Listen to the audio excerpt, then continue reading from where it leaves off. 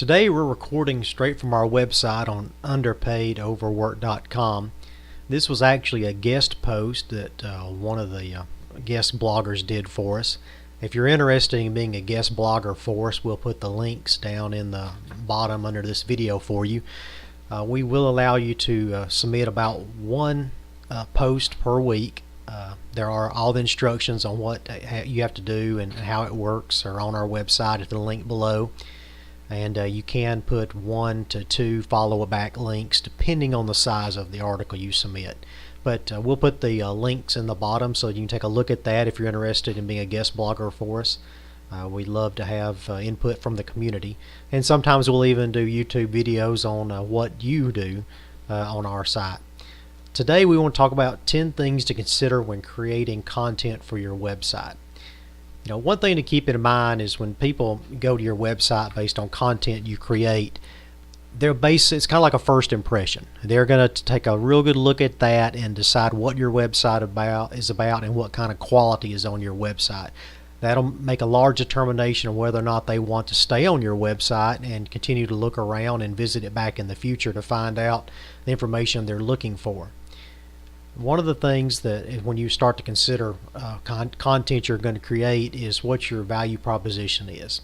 You know, what are you telling, if you're trying to sell an item or sell a service or a product, you know, what does that provide to your end user, to the person reading this content you've created, and can you deliver on that? You know, obviously you have to be consistent in your message, and you have to provide something that people actually want and feels a need. The next thing is the content of your niche. Now, if you're looking, if you're considering 10 things about creating content on your website, then you probably already have a niche. If you don't, then that's also very important. You can pick it a couple of different ways. One is certainly by things you're interested in. It's a lot easier to write about things you actually like, so I urge you to stick with things that you do enjoy. One thing we look at is how hard it is to rank in certain items, because you know, typically we're building websites to create traffic for various reasons, so we look for niches that we can rank in long tail keywords fairly quickly. We use a keyword analytic program to do that. I'm going to put the link for that below this video also, so you can check it out. You can do a number of free searches just from clicking the link I'll give you below.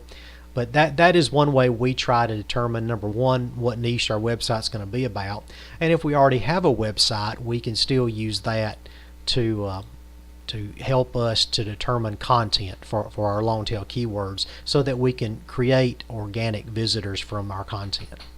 When you create content, you should be creative. Obviously you need to have something that people are going to enjoy to look at and to read and to stay on your site, to keep your bounce rate down. It helps your site the longer people stay on the site and on the page, and if they look around your website, and good creative content will help you to continue to do that and help you increase your rankings and also get people looking at other pages. And depending on what your site is about, keeping them on your website may actually be the whole purpose of your content. A lot of the advertising related websites that make money on Google AdSense, you know, their whole point is to keep you clicking. The more you click, the more they make. So keep that in mind when you try to be creative, you know, when you're doing your website. You know, when you're creating your website, you know, you are creating your content, you know, perhaps you will want to create it yourself, or perhaps you want to pay other people to create it for you. We've got some other videos posted on about Fiverr.com and Upwork.com. You can find good SEO writers and content writers there that can provide you good content for your website, and they can also focus on keywords you give them, or you can give them very limited guidance and they'll find the long tail keywords themselves. You can get some pretty good deals there and also get some pretty good articles. And kind of as an aside, you can also write articles for other people. You know, so once you get good at creating content and you know the things that are important to go into creating content, then you could even sell your services as a writer to other people and make extra money that way. Your content should fulfill some sort of need for your audience. You know, if you're posting something on how to play golf and that's the title of your post, then it's always good that you actually tell them something about playing golf and improve golf. You don't bring them to that content titled "How to Play Golf" and then start telling them, about how to predict the weather. You've got to fulfill whatever it is they came looking for. You also need to know, who your customers are and what it is you're trying to accomplish on your website. That's also very important. You need to bring in users that are going to convert for what your website is about. If you're selling, say you're an Amazon affiliate and you're selling Amazon products or a particular Amazon product, then obviously you want to bring in people that might be interested in buying those products.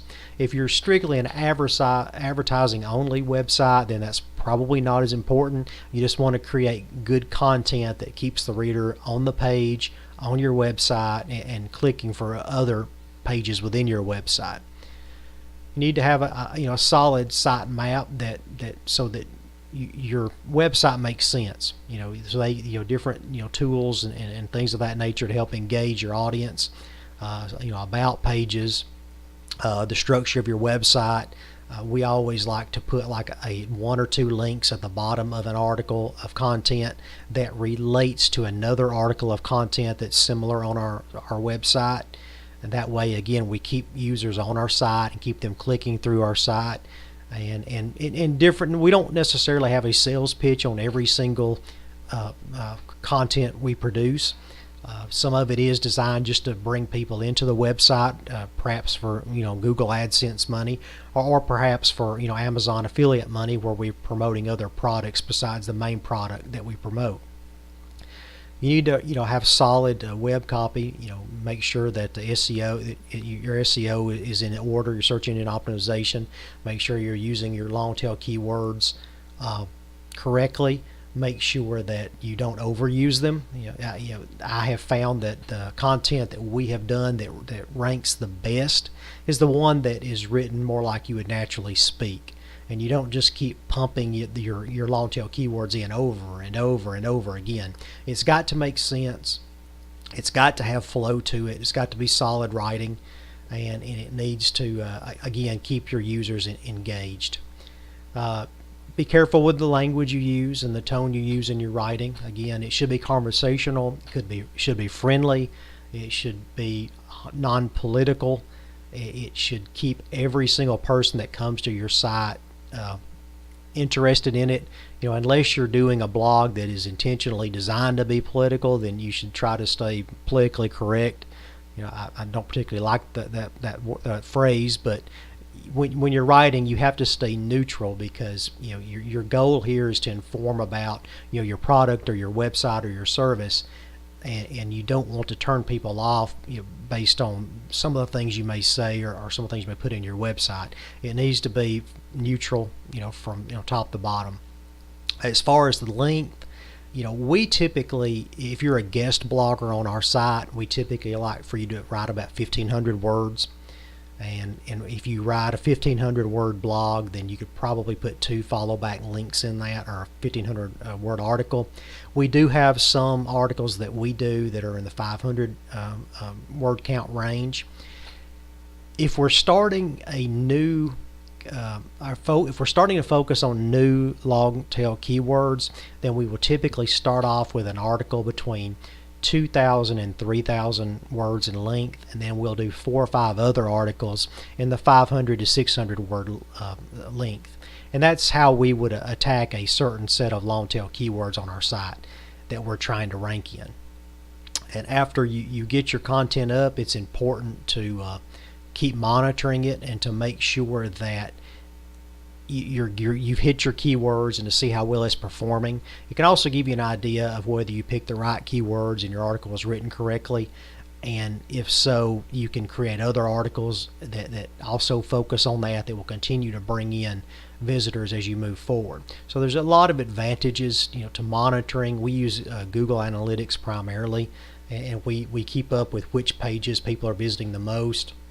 And then we try to focus other articles similar to those so we can bring in additional visitors to our website. Over time, as long as you're consistent and you consistently post and you consistently track which long tail keywords that they're hitting, you can really build your website traffic pretty quickly. And what we have found is, of course, the 80-20 rule.